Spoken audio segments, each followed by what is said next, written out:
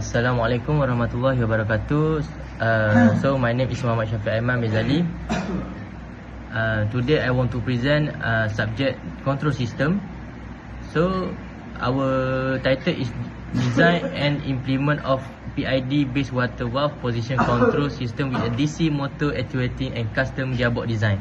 So our lecturer is Prof Madia IR Dr. Dirman Hanafi. So our group is from section 2. Okay. So this is our group member. First, me is Muhammad Syafiq Aiman, Joshua Lim Kahlok, Ikmal Hakim, and Muhammad Syameh, and one more is Melissa. Okay, so for our introductions, water valve control system play an important role in the regulating fluid flow and improving industrial process efficiency. So our group is have a task for design a DC motor is used for actuator to control the valve opening position. So this is a project is simulating by the MATLAB, and then we must find the manual tuning, auto tuning, and then some of the calculation. So this project is evaluate the controller perform based on the response characteristics such as overshoot, rise time, settling time, and the steady state error. Okay, next is for literature review. We have 10 article that we have find. So this is I just make it short. So first is the PID controller. PID controller like improve system stability, response time, and the accuracy, proper tuning, and the auto tuning method. So next the control valve performance. Valve performance have opening and geometry significant effect flow characteristic. PID controller enable precise valve position and flow regulating. So next we have here is MATLAB and Simulink application. So this simulation have very important thing like what use controller design and simulating, automatic tuning, simplify PID parameter selection, and performance evaluation. So next is for the continue literature review is the water level control system. Closed loop system provide the battery stability than open loop system. Okay, next is the DC motor speed control. So for PID controller achieve accurate speed regulating and tracking, reduce speed fluctuation, improve overall system performance. And then next is the research gap. Limited study focus on integrating PID control water valve system driven by DC motor using MATLAB Simulink. This project aims to design and evaluate such a system for improved flow controls. So for the problem elaboration, for the task, we need to design a controller for water valve opening system and achieve desired performance specifications, maintain system stability with a bounded output for a bounded input, prevent unstable behavior that may cause equipment damage, improve reference signal tracking to minimize steady state error, and lastly, model the system using a DC motor actuator and gear mechanism. So, from the task, we need to reduce rise time, minimize oscillations, limit overshoot, and improve robustness against disturbances and noise. My name is Muhammad Syameh bin Mohsen. My metric number is AE230011, and this is our problem execution and solution. This is our design PID, and from the far left we have reference input, the step block, act as target or the set point that the system aims to achieve, and we have error detection. Circle with the positive and negative symbol is the summing junction that compares target against the feedback to calculate the difference. We have PID controller, act as brain, processing the error to decide what control signal are needed. We have system dynamic, the numerator over denominator block represent the specific mathematical model of the physical system being controlled. We have integration, the 1 over S block is an integrator which accumulate the input over time to ensure the system reach the target without a steady state error. We have gain, the triangle block label K act as variable gain, allowing to tune the system overall responsiveness or sensitivity. And closed loop feedback, the line connecting the output back to the summing junction is the feedback path, which allows the system to adjust based on its real-time performance. And lastly, we have output monitoring. The block on the far right, the scope, act as the observation point to display and monitor the final behavior of the system. Okay, so for the manual calculation is a mathematical modeling part 1. So step 1 is the electrical equation. First, we use the KVL to find the VA in time domain. So we have a VA equal to RA IA plus LA derivative for DI over DT and then theta. So we find the E equal to KB omega T. So substitute E at the equation VA and then we get the answer. So next is the step 2, mechanical equation time domain. We use motor torque. Here is the KALIA in time domain. So next I apply the rotational law. Tm equal to J omega over differentiate by dt plus B omega T. So we have that. So we can find the total inertia J equal to Jm plus JL equal to 0.222 plus 0.022 equal to 0.244 kilogram meter square. So we get the total viscous friction B equal to Bm plus the Bl equal to 0.003 plus 0.00005 equal to 0.0035 meter radian. So next we substitute the value into the equation KAIA omega T equal to 0.244 omega differentiate by dt plus 0.0035 omega T.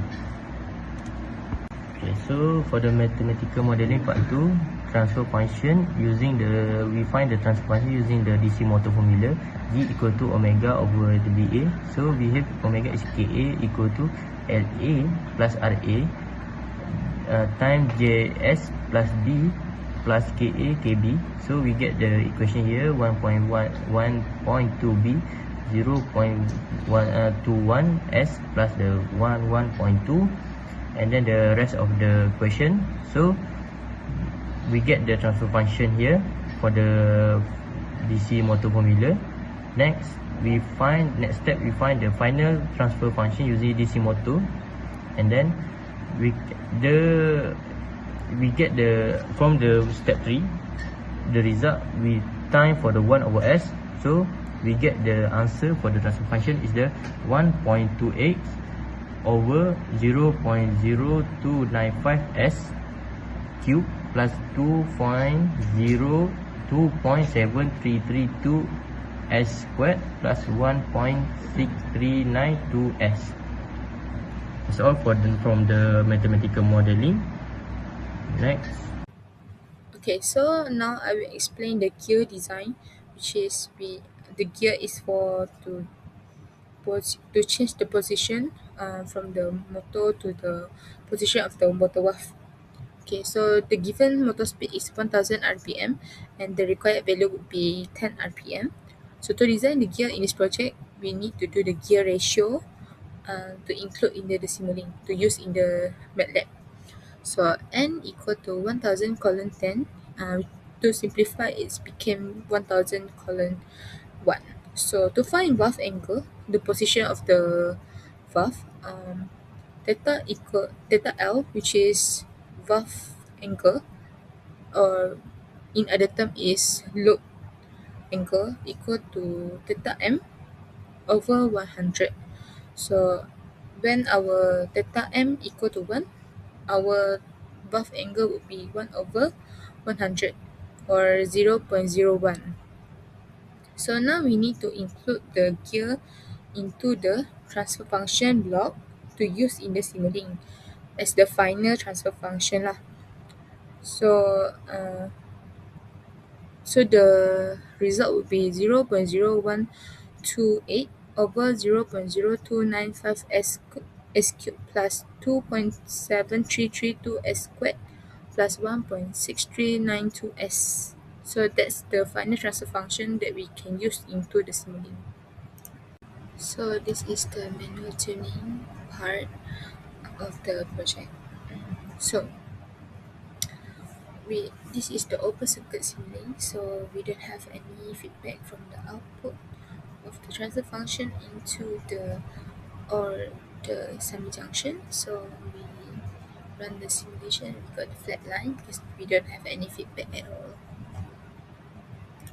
To calculate ultimate gain, ultimate frequency, and ultimate period for the Ziegler-Nichols method 2, we follow this step. Number 1 is root array and ultimate gain. To find the gain that makes the system marginally stable, we construct the root array from the characteristic equation. By setting the row for s to the power of 1 to 0 in the root stability criterion, we solve for the k, and we got the answer equals to 11,867.23. And number 2, we calculate critical frequency. Critical frequency is found using auxiliary equation formed by the s to the power of 2 row of the roots array, which represent the frequency at which system oscillate when k equals to k CR, and the answer is equals to 7.45 radian per second. And lastly is critical period, PCR. Critical period is time taken for one full oscillation cycle at the critical frequency. We got the answer for critical period equals to 0.843 seconds. This method is foundational for tuning PID controller, with the calculated KCR and PCR then used to determine the optional proportional, integral, and derivative gain based on Ziegler-Nichols tuning rules. So for this part, the step 5, we use the Ziegler-Nichols method 2 to find the all gain values for each PID type, which is P, PI, PID. So for P, we only focus on KP or P gain, which is 0.5 K critical, which is our K critical is 11867.23 times with 0.5 equal to 5,939 33.62, and that's the gain value for P type. Okay, for PID type, we need to find KP, we need to times with 0.45 times with K critical, and our answer would be 5,340.25. Okay, so in order to find KI, we need to find first. So to find TI, we use PCR over 1.2. So our answer would be 0.7025.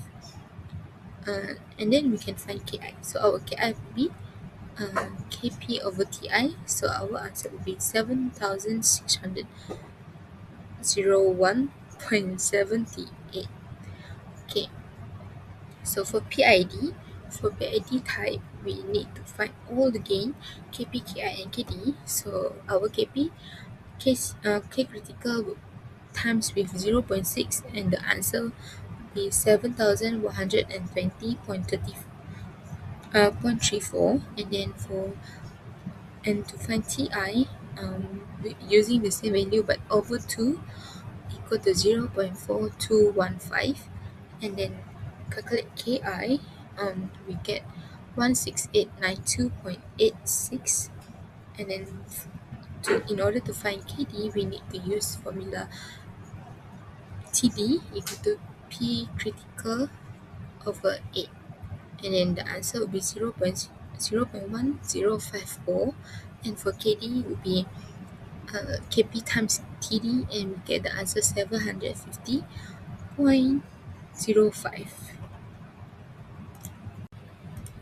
So now we present for the PI, PID manual tuning part, the value of the gain that we get from the Ziegler method mixed with Roth array method.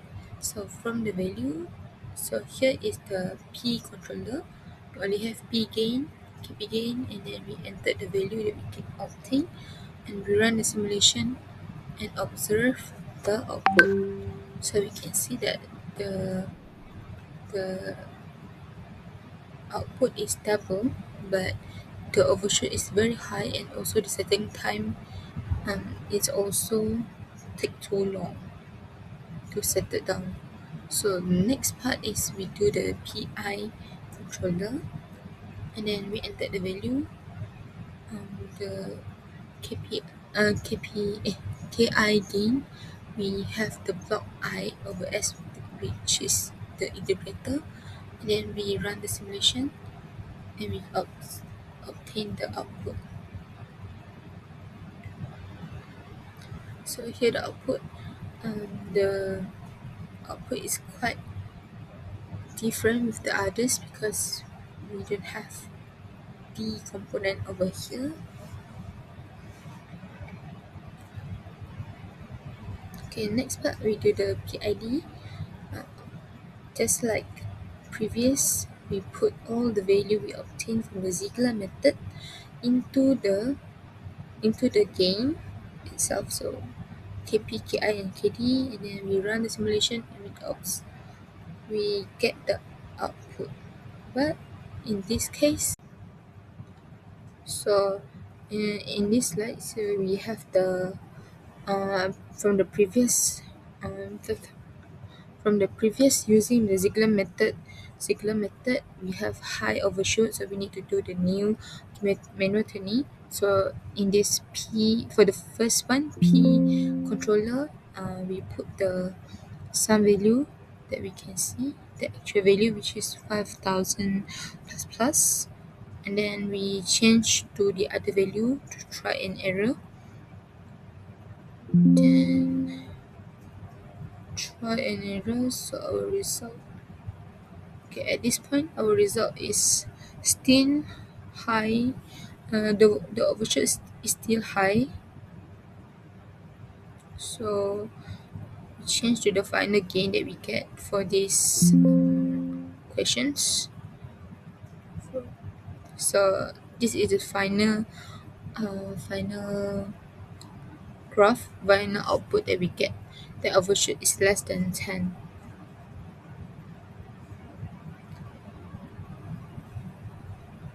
So now we need to do the PI controller version.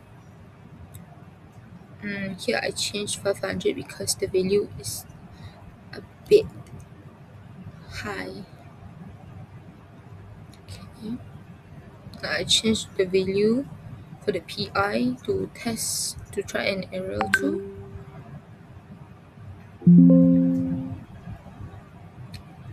So here's the result. We still didn't get the actual the nice output for this PI controller because our PI is very high, and we don't have D to bring it down or make it stable.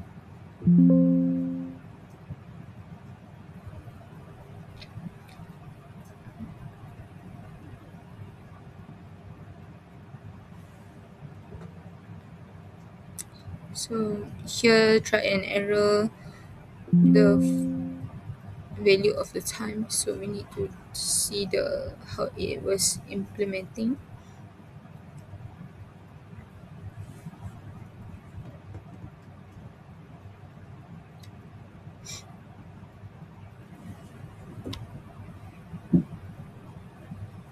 Okay, the last one would be PID. So we change the value to the final gain that we get, and we recorded in our report, which is the first one would be 10, the KP gain, and then this is KI gain 0.0, 0.105, and then D gain 25. Then I change the time to 500 only. Okay, here is our output, which is the less than 10%. So it was really stable, but it take a long settling time. So here I put some cursor to double check if the overshoot is less than 10.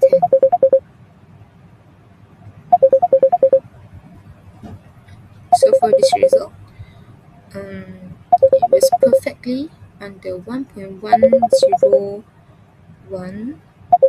So the one, okay, 1.099, the final one. Okay, so the output is stable, but with the lesser overshoot than the Ziegler method.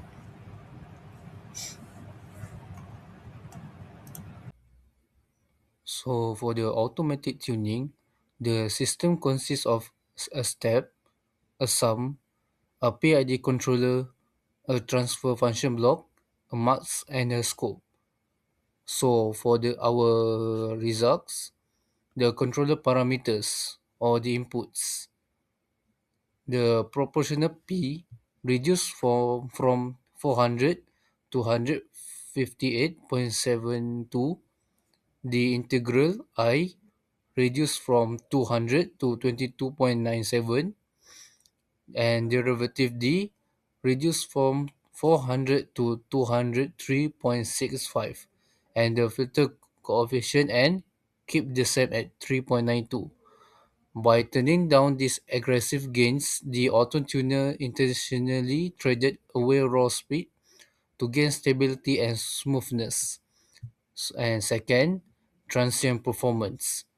The performance and robustness table shows exactly how the system behavior changed. For overshoot, it shows a huge improvement. The original block response had a massive 26.1% overshoot, but the tune response brought this down to a much safer 10.2%. For rise time and settling time, because the controller is now less aggressive, the system takes longer to respond. The rise time slowed down from 0.55 seconds to 1.21 seconds, and the total settling time increased from 4.75 seconds to 13.4 seconds. And the third one, the stability and robustness. Even though the tune response looks slower on the graph, it is significantly more robust and safer for real-world hardware. For the gain margin, it increased from 31.5 decibels to 38.3 decibels. This means the system can handle much larger unexpected changes in gain before becoming unstable. For the pace margin, increased from 51.9 degrees to 69 degrees. Higher pace margin directly corresponds to less oscillation and a much sturdier buffer against system delay or unmodeled dynamics. For PID tuning gain comparison, Table 2.2 presents the comparison between the manually tuned PID controller and the automatically tuned PID controller. For the manual tuning method, the controller gains are selected as Kp equals to 10, Ki equals to 0.105 and Kd equals to 25. Meanwhile, the automatic tuning method produced significantly larger value with Kp equals to 158.7203, Ki equals to 22.9693, and Kd is equal to 203.6506. These different gain values result in different transient response and overall system performance. And table 2.3 show the performance characteristic of both tuning method. For manual tuning, the percentage overshoot is 9.966%. The peak time is 29.161 seconds. The rush time is 33.912 seconds. And the settling time is 220.6 seconds. The steady state error is 0. On the other hand, the automatic tuning method gives a slightly higher overshoot of 10.2%. However, it achieves a much faster response with a peak time of 1.62 seconds, a rise time of 1.21 seconds, and a settling time of only 13.4 seconds. Similar to manual tuning, the steady state error is also 0.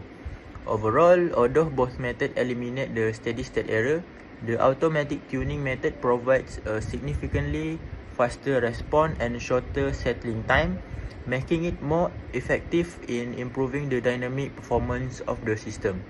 In conclusion, the automatic PID tuning method offers better overall performance compared to manual tuning, as it provides faster rise time, peak time, and settling time while maintaining zero steady state error. This project successfully demonstrates that optimized PID control, whether tuned manually or automatically, effectively stabilizes industrial water level system by minimizing steady-state error and fluid fluctuation. Auto-tuning provides a faster, more systematic approach, while manual tuning allows for greater flexibility to meet specific operational requirements.